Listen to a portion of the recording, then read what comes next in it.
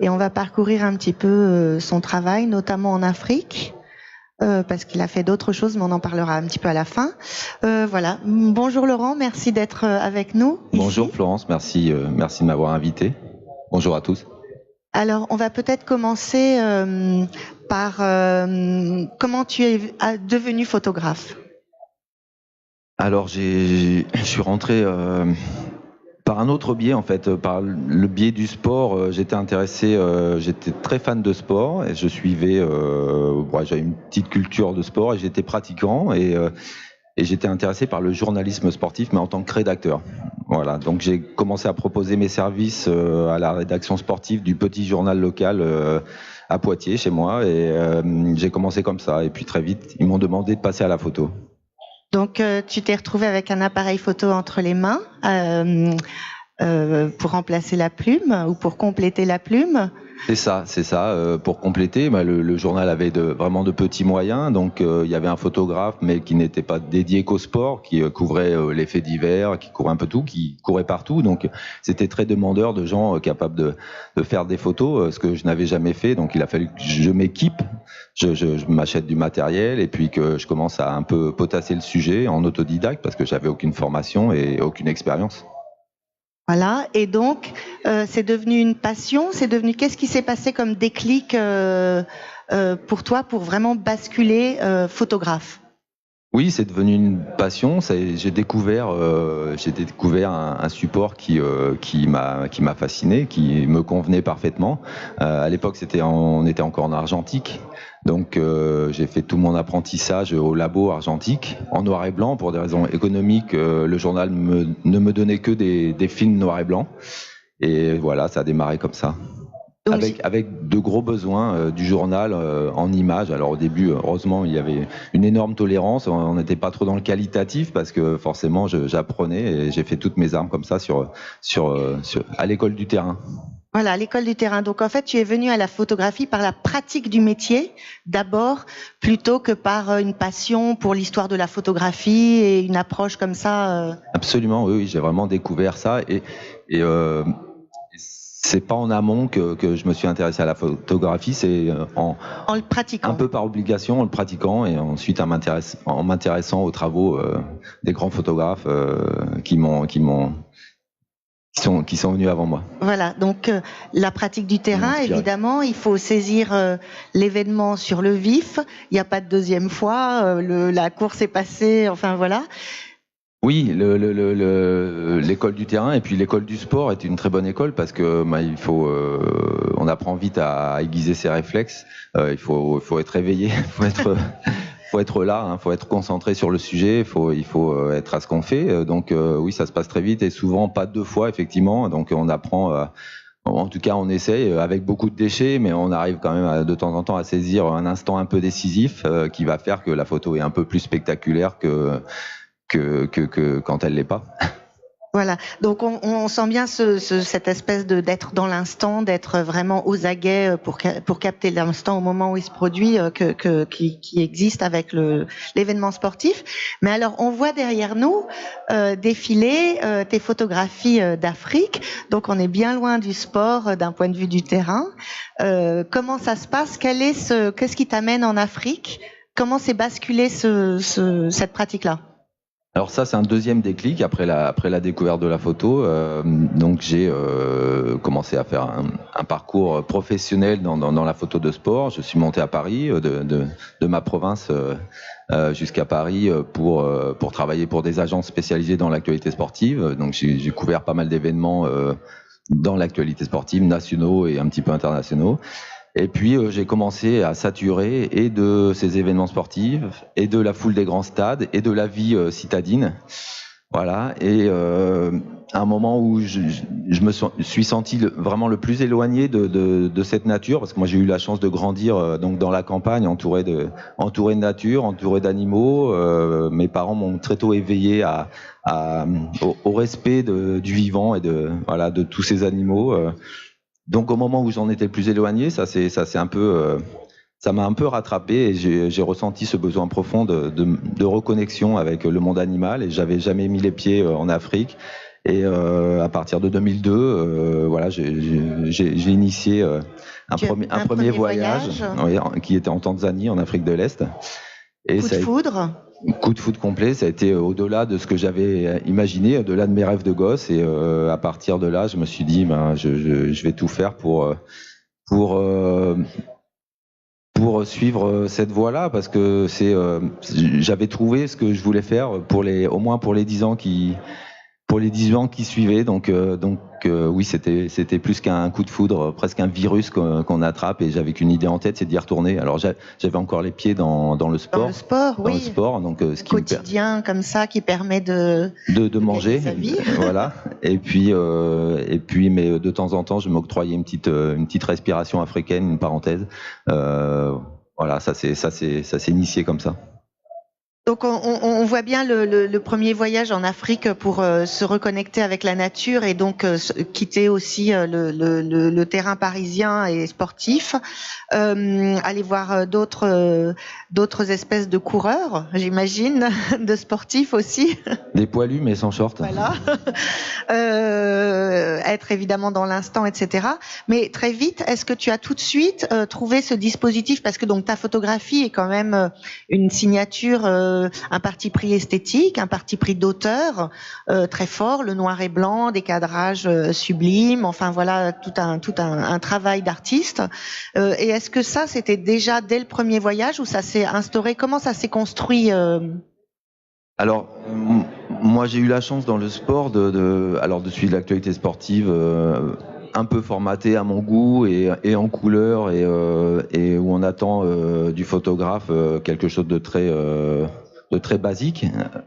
Mais en parallèle de ça, j'ai eu la chance de travailler aussi pour des magazines qui m'ont donné carte blanche en noir et blanc. Enfin voilà, moi vu mon parcours, j'ai appris la photo en noir et blanc et c'est vraiment j'ai un goût fort pour le noir et blanc et quand j'ai eu l'occasion de pouvoir le faire à travers le sport, le premier réflexe que j'ai eu sur l'Afrique, c'est effectivement de faire du noir et blanc tout de suite, quoi.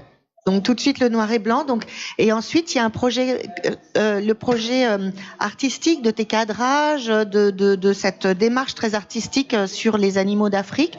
Elle s'est imposée tout de suite ou il y a aussi d'abord un tâtonnement de photographe. Comment se construit un parcours de photographe? C'est un petit peu ça qu'on essaye de. Alors oui. Alors comme j'ai pas une approche naturaliste, j'ai pas de formation scientifique et j'ai pas un parcours de naturaliste. Je me sens avant plus photographe que naturaliste.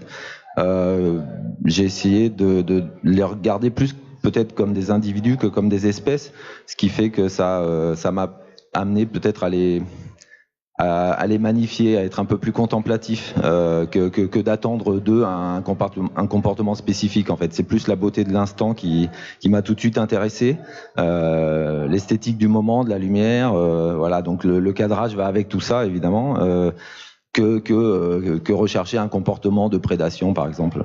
D'accord. Et donc cet émerveillement, en fait, c'est toi, ton sentiment émerveillé par rapport devant cette beauté. Ce plaisir de la beauté presque, si j'ose dire, que tu as cherché à tout de suite transmettre, et tu as donc choisi de travailler dans ce chemin-là. Alors j'ai pas cherché tout de suite à le transmettre parce que très égoïstement, moi je prenais beaucoup de plaisir sur place et ça suffisait à mon bonheur, et comme je vivais financièrement du sport, je continuais à vivre du sport financièrement, je me suis pas posé la question de me dire voilà, je vais faire ce travail-là pour pouvoir en vivre pendant un petit moment, et ça m'a pris au moins une dizaine d'années avant de vraiment lâcher le sport et de me dire déjà ça m'a pris 5 ans avant de le montrer, ce travail-là, de l'étoffer un petit peu, et puis un jour un ami m'a demandé d'exposer, donc à partir de là j'ai vu le regard des gens sur mon travail et je me suis dit que c'était effectivement très égoïste de pas le partager et que je pouvais toucher les gens à travers mes images, voilà. Et d'accepter un moment, surtout quand on a un parcours d'autodidacte sans doute, de reconnaître que effectivement on fait œuvre. Parce que c'est ça, mais sans doute une espèce de timidité ou de. Oui, d'exposer son travail aux critiques, c'est jamais facile, effectivement. Voilà, oui, mais après, effectivement, le retour des gens pousse à plus de confiance et puis à partager. Voilà, très bien. Donc là, c'est au fil des années, tu publies des ouvrages, tu montres ces travaux en exposition. Donc c'est plusieurs voyages, c'est une expertise aussi du terrain, c'est l'affirmation de choix esthétiques, d'une signature d'auteur, d'artiste. Est-ce que peut-être qu'on peut commenter quelques-unes de ces photographies, raconter quelques anecdotes de terrain et de plaisir ou de... C'est d'abord du plaisir, effectivement. Moi, c'est là où je prends le plus de plaisir, c'est sur le terrain. Alors, ça m'évoque évidemment des souvenirs quand je vois les images. Mais j'ai presque envie de dire que mes plus beaux souvenirs sont plus dans ma tête que dans mon appareil photo. Voilà, on rate beaucoup d'images. Comme en sport, en photo de nature, on peut passer beaucoup de temps et des fois ne rien sortir, ne pas avoir l'image, mais on a pris beaucoup de plaisir, effectivement. Souvent, les gens me demandent quel effort ça représente de patience, que ça représente un effort conséquent, mais je me rends pas compte quand je suis sur le terrain du temps que je peux passer à observer la vie animale, parce que c'est que du plaisir, même quand je fais pas d'image, quoi, en fait. Ces images-là, elles sont faites donc, tu es sur le terrain, par exemple celle-ci, et tu attends pendant des heures. Comment ça se passe une journée de prise de vue en Afrique, là par exemple? Ce jour-là, comment ça se passe? Il n'y a pas vraiment de règles en fait pour faire une bonne image. Moi, je me mets pas en attente. Je vais pas chercher des choses en particulier. En fait, je prépare pas du tout mes prises de vue. Je fais mon sac au dernier moment. Bon, voilà, c'est assez facile de partir en Afrique entre guillemets, mais voilà, je me mets pas en attente de me dire je vais aller saisir un guépard avec son petit, avec le guépardo dessous, quoi. Là, j'ai passé peut-être une demi-journée à suivre cette femelle avec son petit. Ça dure assez longtemps, je pense quelques heures, et à un moment elle s'est posée pour observer, et voilà, j'ai fait cette photo-là. Mais ça peut être complètement l'inverse. Il peut y avoir une scène que je saisis sur l'instant avec mes réflexes de photographe de sport. J'en ai gardé quelques-uns, et où j'étais là depuis seulement quelques secondes, et voilà, par exemple. Et je sais qu'à tout moment, il peut se passer quelque chose d'inattendu, en fait. On a l'impression que dans la savane, on revoit toujours les mêmes scènes, mais c'est ce que moi je trouve génial, c'est qu'on peut retourner 10 fois au même endroit, revoir les mêmes animaux, on revoit une girafe, mais voilà, la lumière est différente, l'animal est différent, et on va faire des images différentes. Donc c'est là où se situe mon plaisir, en fait. Tu es plutôt un photographe marcheur, c'est-à-dire que tu as un matériel un petit peu, léger. On sent bien que pour avoir cette qualité d'image, il est pas si léger, mais quand même, avec ton sac à dos, et tu marches dans la savane, et hop, tu rencontres un animal et tu le captures, ou tu t'installes dans un dispositif sur pied, un peu comme ça, et tu attends que les animaux viennent à toi. Alors ni l'un ni l'autre. Je rêverais de pouvoir faire ce que tu dis, de prendre mon sac à dos et de partir à pied dans la savane. Le seul problème, c'est que je serai plus là pour vous en parler. Donc non, concrètement, alors je m'installe pas non plus sur un pied.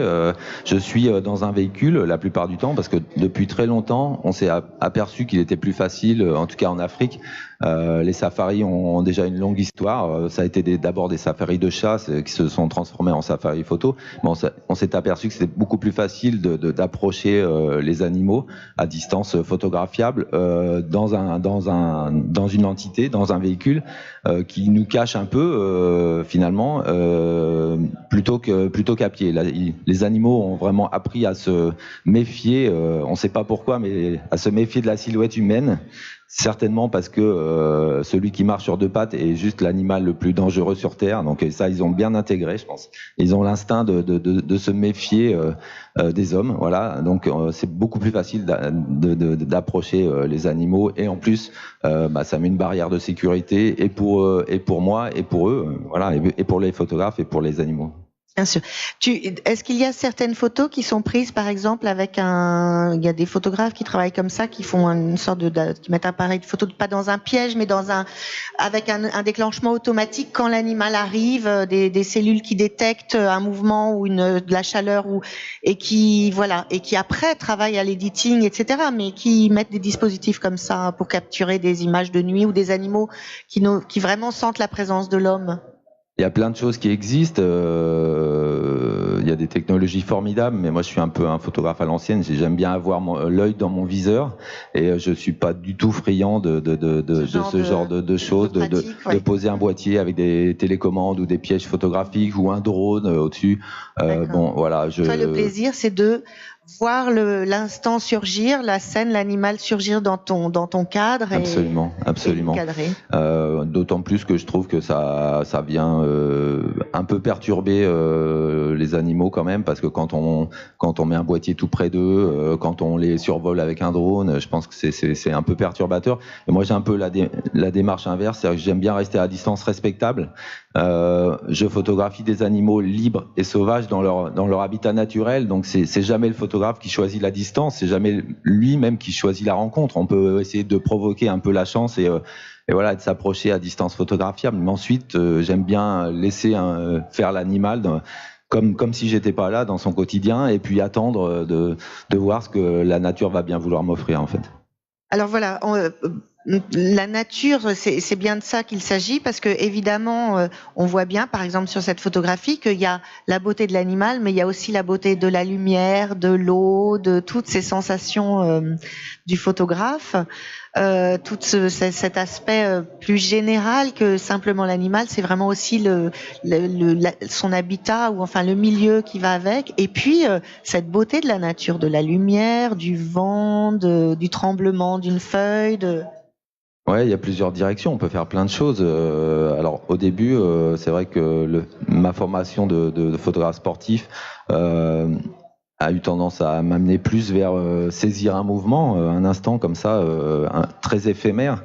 Et aujourd'hui, je m'aperçois que j'ai suivi aussi d'autres pistes dans mon travail, plus contemplatives, sur des portraits très serrés, sur l'animal dans le paysage, sur cette harmonie qui peut régner dans la nature, entre l'animal et son environnement, ce qu'on a nous un peu perdu finalement en artificialisant notre environnement. On voit dans ces images donc aussi un sens du cadrage très travaillé, très abouti. Donc comment ça se passe? Il y a aussi une partie en post-prod. Comment donc il y a le retour du terrain.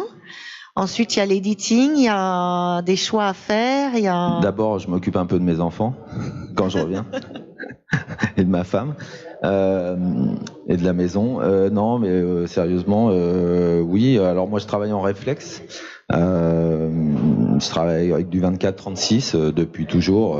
J'ai toujours travaillé en réflexe quand je travaille en sport, et je travaille aussi avec du réflexe dans la nature. C'est un bon compromis de poids-encombrement, on va dire. D'autant que là, les constructeurs ont eu la bonne idée de nous faire des choses encore plus légères. Je suis passé à l'hybride, notamment chez Sony, pour pas les citer, mais c'est vrai que j'ai gagné en poids et en encombrement et en maniabilité. Et après ça, quand je rentre, effectivement, je traite rien sur le terrain. J'aime bien laisser reposer. Il y a des images, des fois je remets le nez dedans 2 mois, 3 mois, 6 mois, des fois un an plus tard. J'aime bien prendre du recul en fait pour que les émotions que j'ai vécues ne parasitent pas mon editing, entre guillemets, quoi. Pour que si l'émotion est encore là, une fois que j'ai laissé ce travail-là reposer, une fois que je remets le nez dedans, si ça me touche encore, je me dis que ça peut aussi toucher les gens, quoi. Que l'émotion que j'ai cherché à capturer, peut-être qu'il y a plus de chances à froid que cette émotion-là passe pour les gens qui vont voir l'image un peu par procuration, quoi. Et puis sans doute aussi ça aide à avoir une vision plus sur l'image que sur justement les souvenirs de la prise de vue, qui risquerait de faire à l'editing peut-être des images moins fortes plastiquement, esthétiquement, et plus sur toi, tes souvenirs, parce que ce moment-là, j'étais de bonne humeur, je sais pas, il faisait chaud, ou enfin bon, toutes sortes de choses comme ça qui n'apportent pas de sens à l'image pour le spectateur que le. Absolument. Je pense que, enfin, les images, elles sont fortes. En tout cas, à mon avis, moi, j'aime que les images parlent d'elles-mêmes, quoi. C'est qu'on n'ait pas trop besoin d'expliquer. J'aime bien que ce travail-là ait un côté un peu intemporel et sans expliquer, sans devoir légender forcément l'image pour que le spectateur comprenne qu'est-ce qui se passe et quelle émotion le photographe a pu ressentir. J'aime bien partager cette émotion, essayer que tout le monde soit touché par l'image sans qu'on ait à expliquer pourquoi. Voilà, dans un deuxième temps, il y a, au-delà de l'émotion de la prise de vue, du moment vécu, il y a l'émotion esthétique, qui est une émotion autre quand on regarde l'image.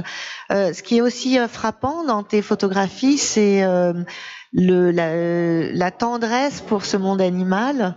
Ils sont bien vivants, on a envie de les aimer, donc cette proximité-là et cet éblouissement et cet amour que pour les animaux qui passent dans les photographies, je pense, touche aussi beaucoup les gens, le public.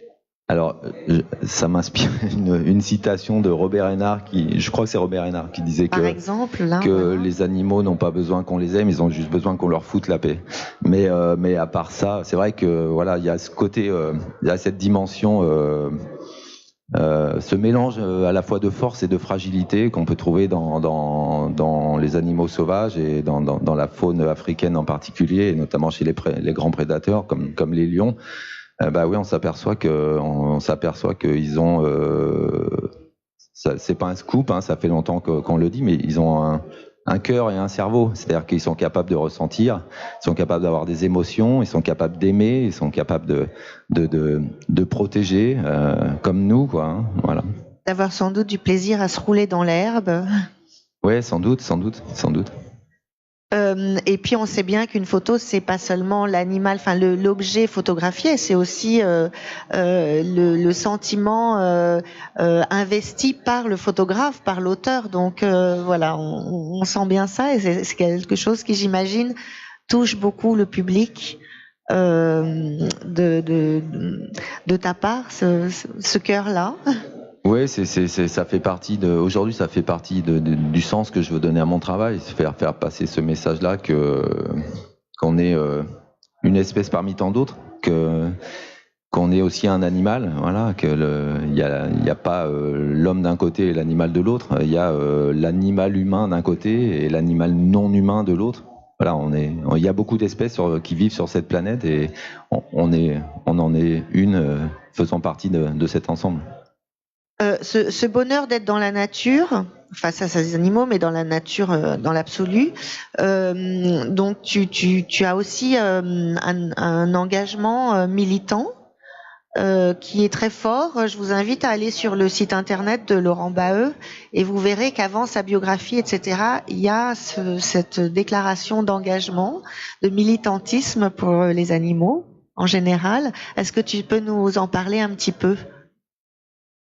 Ouais, c'est quelque chose qui s'est construit au fil de ce travail-là. Moi, ça fait 15 ans que je travaille sur l'Afrique, depuis 2002, un peu plus de 15 ans, au fil des voyages, et j'avais déjà pas mal voyagé avant.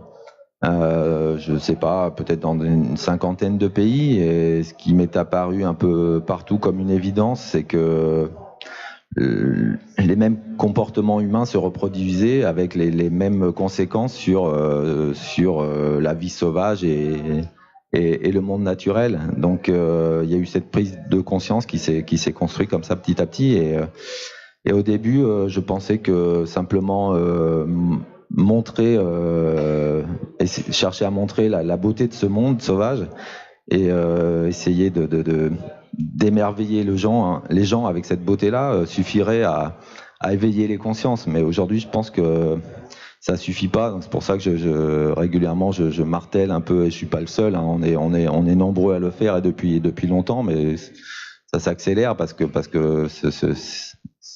toutes les menaces qui pèsent sur ce monde sauvage s'accélèrent aussi. Donc voilà. Donc je pense que c'est important de marteler ce discours que il faut protéger tout ça parce que on en fait partie et que si ces espèces-là disparaissent, je pense qu'on disparaîtra pas longtemps après. C'est une donnée particulière aussi du métier de photographe, du fait d'être photographe, c'est que vous devez aller sur le terrain pour rapporter les images, et donc vous êtes des sentinelles extrêmement précieuses sur ces sujets-là parce que vous observez sans a priori, juste en tant que photographe, en tant que regardeur, avec cette science du regard, mais vous observez sur 15 ans d'Afrique, j'imagine, la dégradation ou les difficultés qui s'augmentent et on est, je crois avant tout des spectateurs privilégiés parce que tout le monde n'a pas la possibilité ou la chance de pouvoir voyager aux quatre coins du monde. Donc, je me sens moi avant tout, en tout cas, comme vraiment un spectateur privilégié de ce spectacle que m'offre la nature. Et oui, donc à partir de là, sans ressentir de mission, même on se sent un peu le devoir, je crois, de redonner quelque chose en échange à tout ce plaisir qu'on prend à l'observation de cette nature. Un minima, c'est de véhiculer, d'encourager nos contemporains à protéger cette nature, ou en tout cas à la détruire le moins possible. Surtout que là-dessus, oui, sur l'observation, pardon, parce que tu m'as demandé si j'avais vu une dégradation au fil des années. Alors c'est très difficile de compter le nombre d'animaux par espèce. On sait qu'il y a une perte de biodiversité, une perte d'effectifs de pratiquement toutes les populations animales, toutes les espèces. Mais ce qu'on constate le plus, enfin ce que moi j'ai constaté, c'est toutes les menaces, toute la pression humaine qui pèse sur les habitats naturels préservés. C'est-à-dire qu'en Afrique, pour prendre cet exemple-là, on ne trouve plus les animaux sauvages que dans des zones protégées, préservées. Ils ont toujours été là, mais à un moment, on a déclaré que cette zone-là serait réserve naturelle, serait parc national, et on a dit pas de présence humaine dans cette zone-là. On la laisse aux animaux sauvages. Donc, mais tout autour, il y a cette pression démographique, cette pression pour le territoire. On est entré en compétition avec les animaux pour prendre leur territoire, et souvent les gens sont touchés par les images qu'on peut voir ou les informations sur le braconnage. C'est-à-dire quand on voit les éléphants se faire massacrer pour l'ivoire ou les rhinocéros se faire couper la corne pour un trafic assez immonde, mais c'est très spectaculaire en effet. Mais pour moi, la menace encore plus grande qui pèse sur ces animaux-là, c'est simplement la destruction, la perte de leur habitat naturel. C'est-à-dire qu'il y a même pas besoin de tuer ces animaux-là. Si on prend le territoire, ils n'ont plus nulle part où vivre, et ils vont disparaître aussi facilement que ça. Et c'est ça, c'est une extinction à petit feu. Absolument. Et donc là, voilà, par exemple, cet hippopotame rempli de fleurs.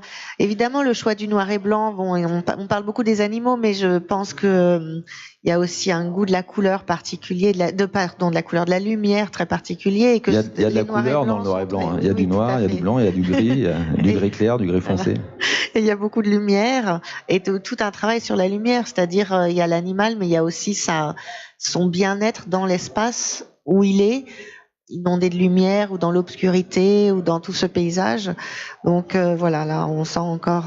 J'aime bien jouer avec ça, avec cette lumière, parce que c'est la matière première du photographe. Hein. Sans lumière, il y a pas de photo. Hein. Donc on écrit avec cette lumière, on essaye voilà, c'est un jeu d'écriture avec cette lumière, et avec ce qu'elle révèle et avec ce qu'elle cache finalement. C'est un jeu entre l'ombre et la lumière, quoi.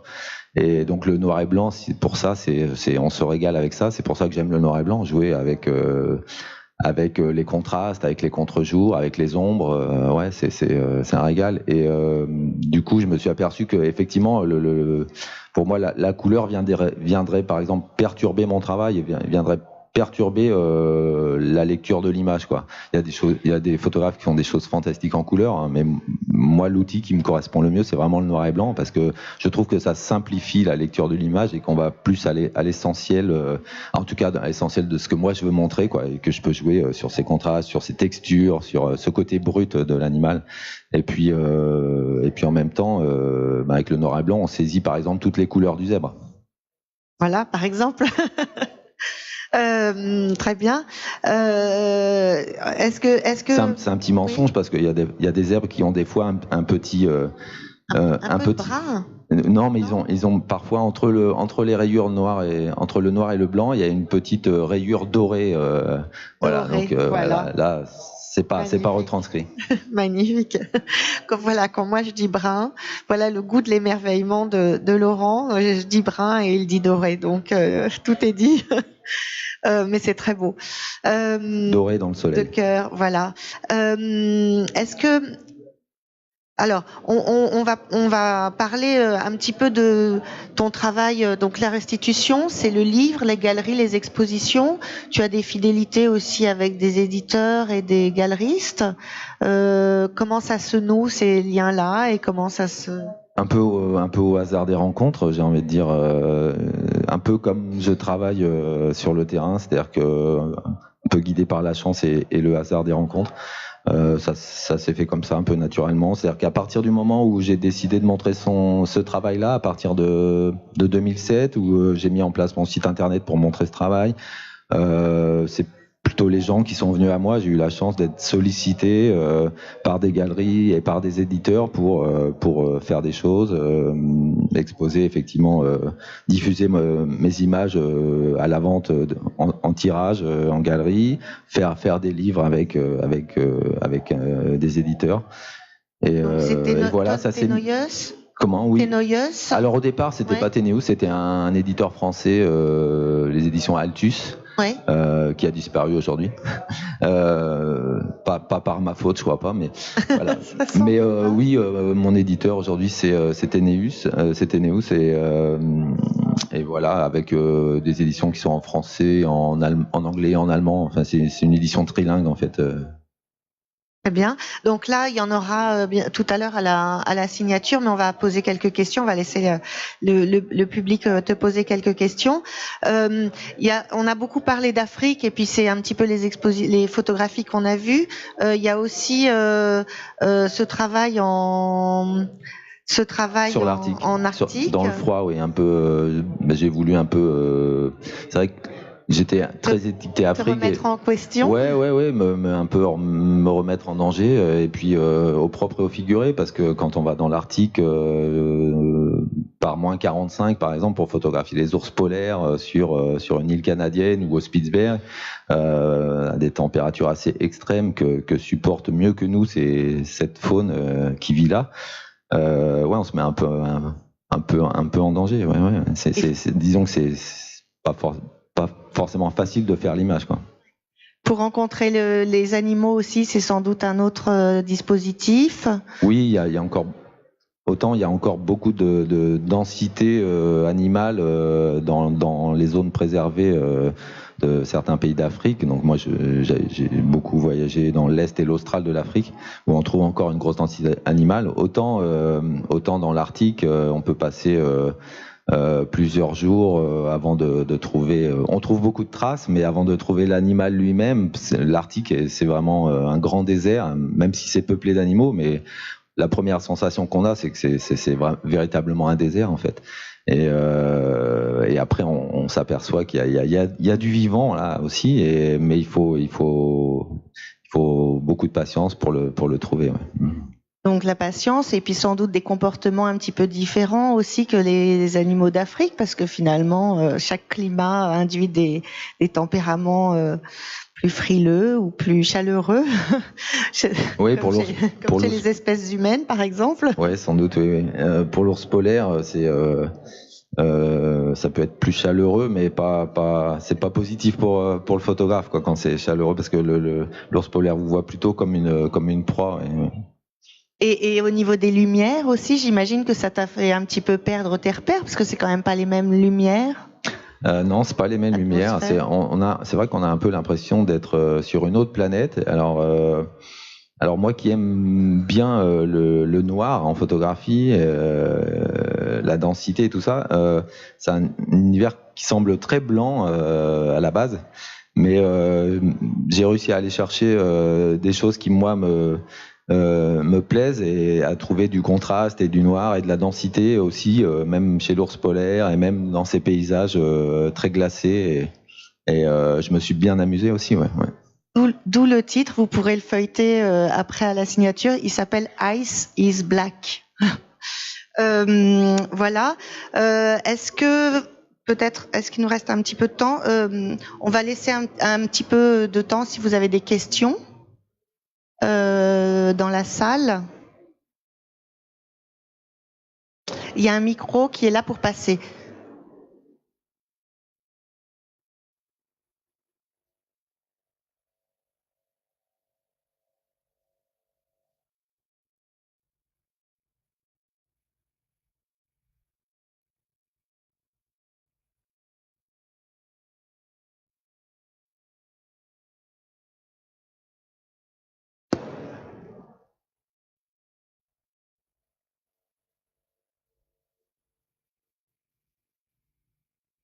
Oui, bonjour.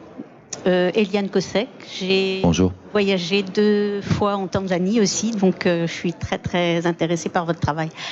Une question concernant les cadrages carrés. Est-ce que vous pouvez expliquer votre choix? Oui, moi je travaille toujours en 24-36, mais voilà, le boîtier enregistre à peu près le format de l'écran, on va dire. Mais je saurais pas trop dire pourquoi j'aime ce format carré. J'aime bien remplir l'image en fait. J'aime bien remplir l'image et selon ce que je photographie, c'est vrai que je trouve qu'il s'impose de lui-même quoi. J'aime bien la proximité, en tout cas essayer de montrer de la proximité avec l'animal. Et je trouve que ce cadrage carré a tendance à renforcer ça. On a l'impression d'être plus proche de l'animal, voilà, en laissant un peu moins respirer autour. C'est peut-être juste ça, je pense.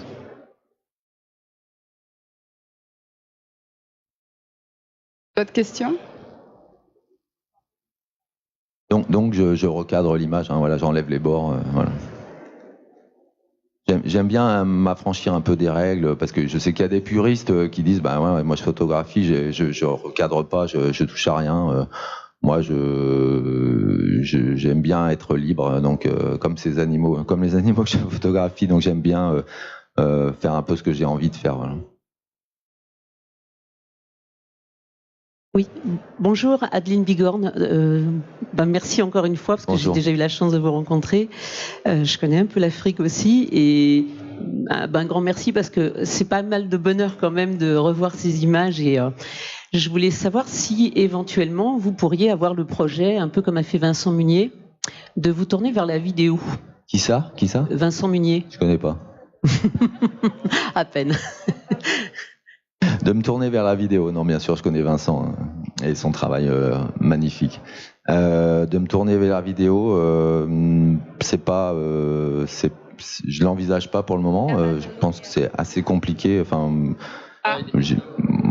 ça m'a pris déjà longtemps pour maîtriser la photographie. Je suis loin d'en avoir fait le tour. J'ai envie d'approfondir encore la photo et j'ai aucune compétence vidéo, alors peut-être qu'un jour ça va m'attirer, mais en tout cas je ferai pas les deux en même temps parce que ça me paraît très compliqué. Je vois pas comment je pourrais gérer à la fois la photo et la vidéo sur le terrain tout seul. Je pense que ça peut fonctionner sur un binôme. D'ailleurs, je pense que Vincent maintenant il est pas tout seul pour faire à la fois de la photo et la vidéo. Donc là, ça peut fonctionner. Alors j'ai des projets. Je vais partir prochainement sur des choses, accompagné avec des gens qui vont faire des choses autour de mon travail, mais c'est secret pour l'instant. Merci beaucoup. Mais moi personnellement, pour l'instant, je me vois pas à faire de la vidéo, quoi. Même si on peut faire de la vidéo aujourd'hui avec les appareils photo, effectivement, mais. Et puis moi j'aime bien cette image figée voilà, dans le temps et où on prend le temps de regarder tout ce qu'il y a à voir dedans. D'autres questions? Levez la main.